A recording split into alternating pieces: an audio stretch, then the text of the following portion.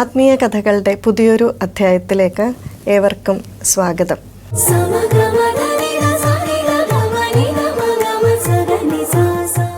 നിങ്ങൾക്കൊരു നേതാവാകാൻ താല്പര്യമുണ്ടോ? അങ്ങനെയാണെങ്കിൽ തീർച്ചയായും നിങ്ങൾ ചില ഗുണങ്ങൾ വളർത്തിയെടുക്കണം. നേതാവായിട്ടുള്ളവരെ ശ്രദ്ധിച്ചാൽ അവരിലെല്ലാവരിലും ചില പ്രത്യേക ഗുണങ്ങൾ ഉള്ളതായി നമുക്ക് മനസ്സിലാക്കാൻ സാധിക്കും. തൻ്റെ നേതാവായിരുന്ന അല്ലെങ്കിൽ ISROയുടെ ചെയർമാനായിരുന്ന പ്രൊഫസർ സതീഷ് ധവാനിലുള്ള ഒരു പ്രത്യേക ഗുണത്തെപ്പറ്റി അബ്ദുൽ കലാം സർ തൻ്റെ ഗ്രന്ഥത്തിൽ പരാമർശിച്ചിട്ടുണ്ട്. ISROയുടെ ചെയർമാനായി സതീഷ് ധവാനും അദ്ദേഹത്തിൻ്റെ കീഴിൽ SLV3 പ്രോജക്റ്റിൻ്റെ ഡയറക്ടറായി അബ്ദുൽ കലാം സാറും വർക്ക് ചെയ്യുന്ന കാലം. ഈ അബ്ദുൽ കലാം സാറിൻ്റെ കീഴിലും ധാരാളം ആളുകൾ പ്രവർത്തിക്കുന്നുണ്ട്. ഈ ടീം മുഴുവൻ ഊണുമുറക്കവും ഉപേക്ഷിച്ച് ഈ ഒരു പ്രോജക്റ്റിൻ്റെ വിജയത്തിനായിട്ട് പ്രവർത്തിച്ചു കൊണ്ടിരിക്കുകയാണ്. അങ്ങനെ 1979 ഓഗസ്റ്റ് 10 ഈ SLV3യുടെ വിക്ഷേപണ ദിവസം എത്തി. ശരിക്കു പറഞ്ഞാൽ എല്ലാവരും വളരെയധികം ആകാംക്ഷയിലാണ്. എന്താണെങ്കിലും വിക്ഷേപണം നടന്നു. പക്ഷേ അതിൻ്റെ രണ്ടാം ഘട്ടം ഒരു പരാജയമായിരുന്നു. സാങ്കേതികമായിട്ടുള്ള ഒരു പരാജയമായിരുന്നു എന്ന് എല്ലാവർക്കും പെട്ടെന്ന് തന്നെ മനസ്സിലായി. സ്വാഭാവികമായിട്ടും അബ്ദുൽ കലാം സാറിൻ്റെയും ടീം അംഗങ്ങളുടെയും മാനസികാവസ്ഥ നമുക്ക് ഊഹിക്കാവുന്നതേ ഉള്ളൂ.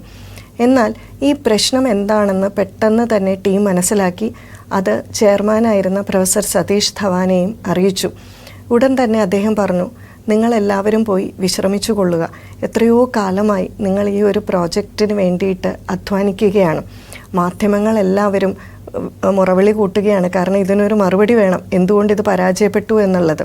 അപ്പോൾ ധവാൻ സാറ് പറഞ്ഞു, മാധ്യമങ്ങളെ ഞാൻ കണ്ടുകൊള്ളാം, പ്രസ് കോൺഫറൻസ് ഞാൻ നടത്താം.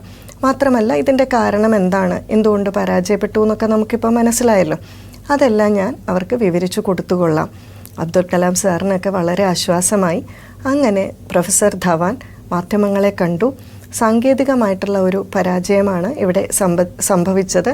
അതുകൊണ്ട് സാങ്കേതികമായിട്ടുള്ള ആ ഒരു ടെക്നിക്കൽ ടീമിൻ്റെ സപ്പോർട്ട് ഞങ്ങൾക്ക് കുറച്ചുകൂടി ആവശ്യമുണ്ട്.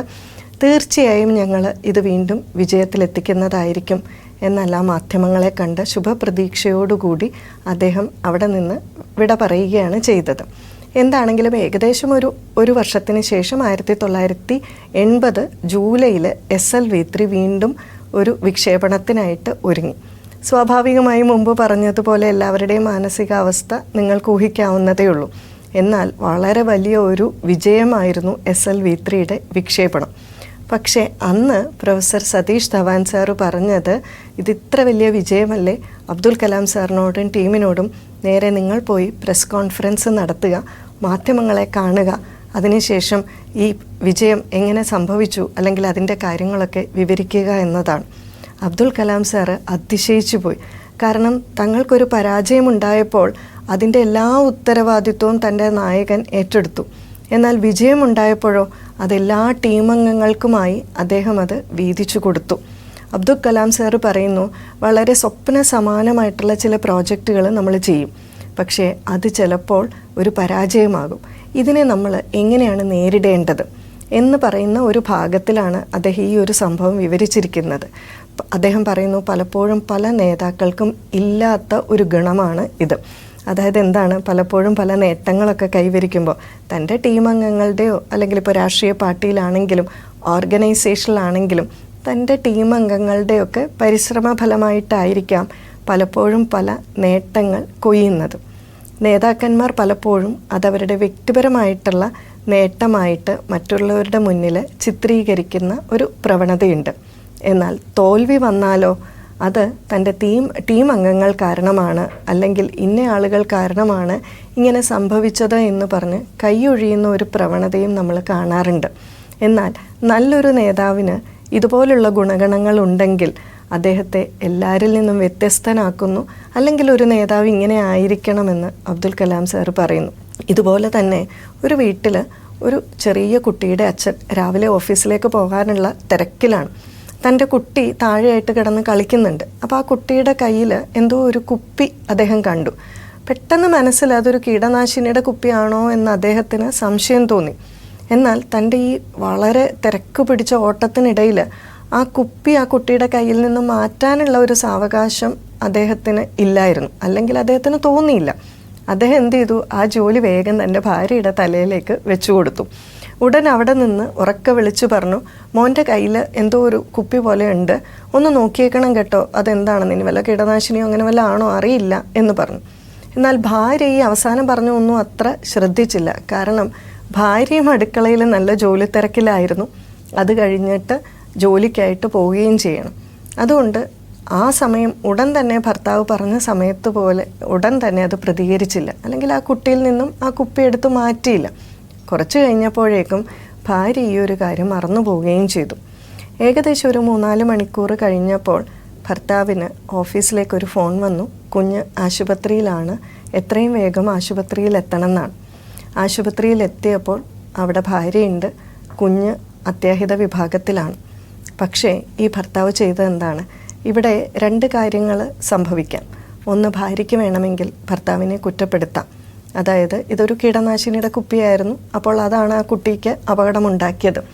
ഇവിടെ ആ ഭാര്യ പറഞ്ഞു, ഭാര്യയ്ക്ക് വേണമെങ്കിൽ പറയാം, നിങ്ങൾ എന്നോടിങ്ങനെ ആജ്ഞാപിക്കുന്നതിന് പകരം എത്രയും വേഗം ഒരു 2 സെക്കൻഡ് അല്ലെങ്കിൽ ഒരു 30 സെക്കൻഡ് മതി ആ കുപ്പി ആ കുട്ടിയുടെ കയ്യിൽ നിന്നെടുത്ത് മാറ്റാൻ. നിങ്ങൾക്കതൊക്കെ ചെയ്യാൻ പാടില്ലായിരുന്നോ എന്ന് ഭാര്യയ്ക്ക് കുറ്റപ്പെടുത്താം. അതോടൊപ്പം തന്നെ ഭർത്താവിന് പറയാം, ഞാൻ തിരക്കിലായിരുന്നു, നിന്നോട് ഞാൻ പ്രത്യേകം പറഞ്ഞിട്ടല്ലേ പോയത്, എന്നിട്ടും നീ അത് ചെയ്തില്ലല്ലോ എന്നുള്ള രീതിയിൽ ഭർത്താവിനും പറയാം. പക്ഷേ ഇവിടെ ആ ഭർത്താവ് ചെയ്തത്, ഭാര്യ തൻ്റെ അടുക്കൽ എത്തിയപ്പോൾ ആശുപത്രിയിൽ ഭാര്യയെ കണ്ടപ്പോൾ വളരെ പെട്ടെന്ന് തന്നെ ആ ഭാര്യയെ ചേർത്ത് പിടിച്ചു. അതിനുശേഷം പറഞ്ഞു, ഞാൻ കൂടെ ഉണ്ട് എന്ന്. ഉടൻ തന്നെ ആ ഭാര്യയ്ക്ക് ആ ഭർത്താവിൻ്റെ ആ ഒരു സാമീപ്യവും ആ ഒരു സപ്പോർട്ടും താങ്ങാനാവുന്നതിലും അപ്പുറത്തായിരുന്നു. കാരണം അത് വളരെ വലിയൊരു ആശ്വാസമായിരുന്നു. ഉടനെ ആ ഭാര്യയും ഭർത്താവിനെ കെട്ടിപ്പിടിച്ചുകൊണ്ട് പറഞ്ഞു, ഞാനും കൂടെ ഉണ്ട് എന്ന്. കാരണം 2 പേർക്കും ഈ കുഞ്ഞിൻ്റെ ഒരു പ്രശ്നത്തിലുണ്ടായ ദുഃഖത്തിൻ്റെ അളവ് ഒരേ തലത്തിലാണ്. ഇവിടെ വേണമെങ്കിൽ 2 പേർക്കും അങ്ങോട്ടും ഇങ്ങോട്ടും പഴിചാരാം. പക്ഷേ ആ പഴിചാരിയത് കൊണ്ട് പ്രത്യേകിച്ചൊരു ഗുണവുമില്ല. മാനസിക സംഘർഷം വളരെയധികം കൂടുക എന്നുള്ളത് മാത്രമേ ഉള്ളൂ. ഇവിടെ ശരിക്ക് ഇവരെന്താണ് ചെയ്യേണ്ടത്? 2 പേരും യോജിച്ച് നിന്ന് ആ കുട്ടിക്ക് എത്രയും വേഗം കൊടുക്കേണ്ട നല്ല ചികിത്സ കൊടുക്കുക, വേണ്ട കാര്യങ്ങളെല്ലാം നോക്കിക്കണ്ട് ചെയ്യുക എന്നുള്ളതാണ്. അതിനെന്ത് വേണം? ശാന്തമായിട്ടുള്ള ഒരു മനസ്സ് വേണം. തൻ്റെ ഭാര്യ അല്ലെങ്കിൽ തൻ്റെ ഭർത്താവ് തൻ്റെ കൂടെ ചേർന്ന് നിന്ന് ഒരേ മനസ്സോടുകൂടി പ്രവർത്തിക്കുകയും വേണം. അതുകൊണ്ട് നമ്മൾ മനസ്സിലാക്കേണ്ടത്, പലപ്പോഴും നമ്മുടെ കൂടെയുള്ളവർ ചില തെറ്റുകളൊക്കെ ചെയ്യും. ഉടനെ അവരെ ഒറ്റപ്പെടുത്തി മാറ്റി നിർത്താതെ അവരെ ഒന്ന് ചേർത്ത് പിടിച്ചാൽ, ഇവിടെ സതീഷ് ധവാൻ സാർ ചെയ്ത് അങ്ങനെയാണ്. അബ്ദുൽ കലാം സാറിനും ടീമിനും ഒരു ചെറിയ തെറ്റുപറ്റി, പക്ഷേ ആ സമയം അദ്ദേഹം ചേർത്ത് പിടിച്ചു. അതുകൊണ്ട് തന്നെ അവർക്ക് ഫീനിക്സ് പക്ഷിയെപ്പോലെ ഉയർത്തെഴുന്നേറ്റ് വിജയം കൊയ്യാൻ സാധിച്ചു. ഇവിടെ ഭാര്യയും ഭർത്താവും ഇത് തന്നെയാണ് ചെയ്തത്. അങ്ങനെ ഒന്നിച്ച് നിന്ന് ആ ഉറച്ച മാനസിക ശക്തിയിലൂടെ ആ കുഞ്ഞിനെ തിരിച്ച് ജീവിതത്തിലേക്ക് കൊണ്ടുവരാനും സാധിച്ചു. ഇത് നമുക്കുള്ള വലിയൊരു പാഠമാണ്. ആത്മീയ കഥകളുടെ ഈ ഒരു ഭാഗം ഇവിടെ അവസാനിക്കുന്നു. പുതിയൊരു കഥയുമായി വീണ്ടും കാണാം. നമസ്കാരം.